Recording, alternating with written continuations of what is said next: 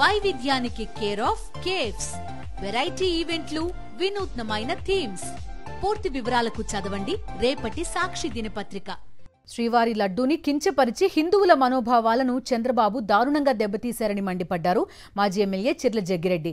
ఘటనపై సిట్టింగ్ జడ్జితో విచారణ జరిపించి నిజానిజాలను నిగ్గు తేల్చకుండా సీఎం స్థాయి వ్యక్తే అసత్యాలు మాట్లాడారని మండిపడ్డారు. చంద్రబాబు చేసే పనులను యావత్ రాష్ట్రం చీకొడుతోందన్నారు.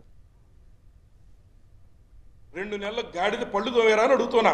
2 నెలలు మరి ఈ అంశాలన్నీ కూడా సంబంధిత అధికారులు ప్రజలకు చెప్పకుండా దాచిపెట్టి ఇవాళ ఏదైతే మీ యొక్క వైఫల్యాన్ని కప్పిపుచ్చుకోవడం కోసం ఒక నిందని జగన్మోహన్ రెడ్డి గారి మీద పెట్టేటువంటి కార్యక్రమం మీరు చేస్తే ఆంధ్ర రాష్ట్ర ప్రజానీకం అమాయకులు కాదని చెప్పి సందర్భంగా మీకు మనవి చేస్తున్నా.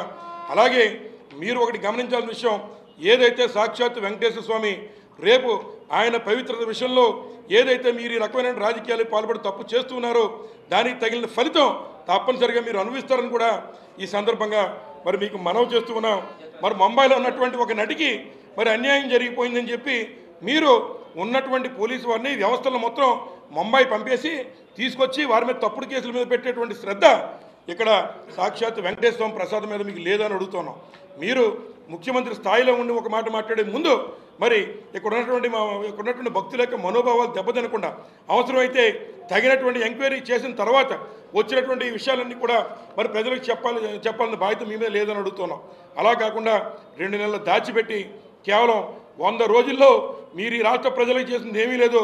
43,000 కోట్ల రూపాయలు అప్పులు చేసి కేవలం మొత్తం పెన్షన్లు ఇవ్వడం తప్ప మిగిలిన ఏది కూడా మీరు అమలు చేయలేదు. మీకు ఏమైనా సొత్త దమ్ము ఉంటే మీరు వెంటనే దాని మీద శ్వేతపత్రం మీరు రిలీజ్ చేయండి.